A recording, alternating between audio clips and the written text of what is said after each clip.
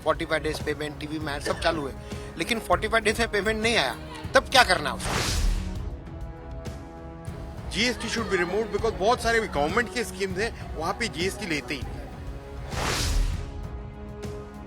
आज आर्ट और कल्चर जो है उसको लेके आगे चले। आज की तारीख में आर्ट कल्चर को कोई आगे नहीं लेके जा। लोअर कोर्टाकडे पॉवर दिलं पाहिजे, ज्याने काय असणार की सामान्य माणसांना न्याय करता येईल आणि त्यांना त्रास होणार नाही.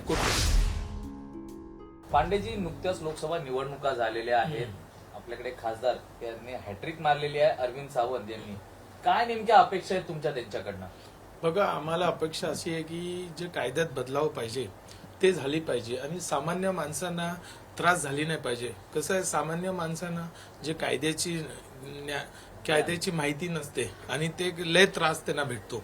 ते कोर्टात गेला, त्यांना माहित नाही किती फॅमिली त्याच्यात डिस्टर्ब होते, फॅमिली संपवली कायद्यामध्ये. आणि आता जे 498 आहे, ज्याच्यामध्ये मी विचार करतो की आमचे जे MP आहे ते पण शिक्षित आहे, त्यांना पण कायद्याचे ज्ञान आहे.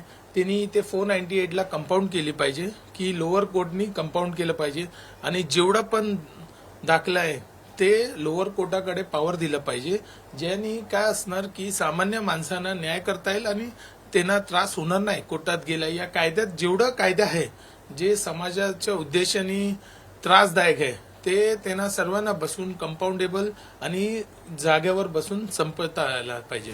MSME स्कीम जो है वो बहुत अच्छा लॉन्च किया है, with in payment with in 45 days वगैरह सब कुछ. पर आज मैं प्रॉब्लम में था, उसके लिए मैं ढूंढ रहा था कंसल्टेंट. एक भी कंसल्टेंट नहीं है उसका. सर्टिफिकेट सब देने के लिए तैयार है, come we will give you certificate, आप एनरोल करो MSME के अंदर. 45 डेज पेमेंट, टीवी मैच सब चालू है, लेकिन 45 डेज में पेमेंट नहीं आया, तब क्या करना है उसका?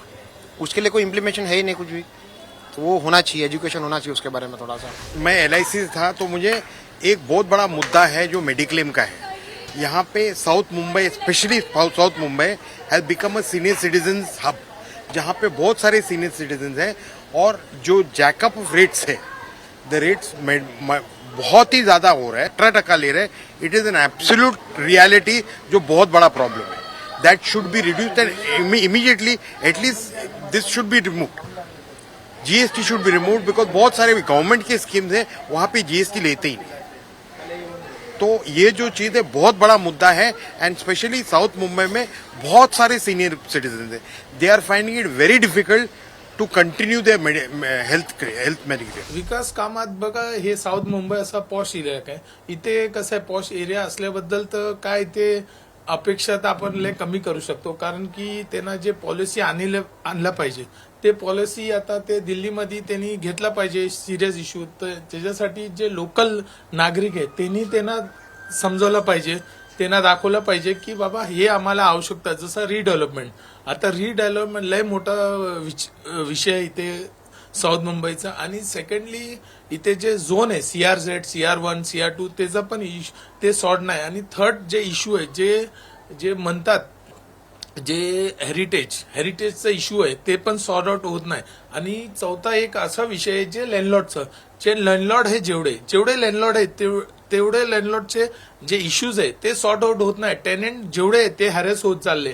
कारण काय झालंय, लँडलॉर्ड लोकांनी आपला जे मालिकाना हक्क आहे ते सोडत नाही, ते त्रास देतात, ते कोर्टात घेऊन जातात आणि सामान्य माणसं त्यांना हॅरेस होतो. आणि ते हॅरेस झाल्याबद्दल त्यांचे घर जातात, परिवार तुटतो, परिवारांना सबमध्ये जायला राहायला लागतो. यासाठी ते त्रास आहे.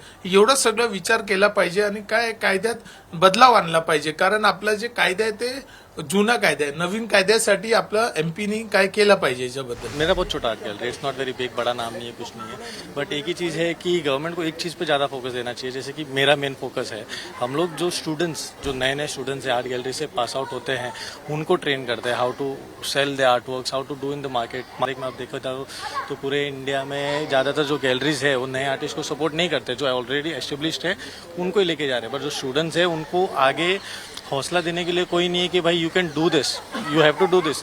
आज जो कॉलेज में सिखा रहे that just theoretical knowledge, practical knowledge उनके पास जीरो है, कुछ नहीं है. तो गवर्नमेंट को ये चीज़ करना चाहिए, या तो एटलीस्ट हमको हेल्प करे, हम हमारे साथ कुछ सब्सिडी करे. क्योंकि हमारा जो है काइंड ऑफ NGO जॉब है कि मैं आ रहा हूँ, लोग आके मेरे पास शो कर रहे हैं, तो मेरा जो सैलरी जाता है तो उसमें बच काट कूट के मेरे पास कुछ जेब में नहीं मिलने वाला है, क्योंकि सब उसमें ही जा रहा है। बिकॉज आई नो स्टूडेंट्स भी पे नहीं कर सकते, दे कैन अफोर्ड। तो उसमें गवर्नमेंट को ये चीज ध्यान देना चाहिए कि ऐसी जो छोटी छोटी गैलरीज है जो स्टूडेंट्स को ज्यादा प्रमोट कर रही है, जो नए नए आर्टिस्ट को मार्केट में ला रही है, उनको हेल्प करे, उनकी सब्सिडी दे। जैसे कि आज हमारा रेंट हो गया, स्पेस हो गया, स्पेस दे सकते, कुछ भी कर सकते।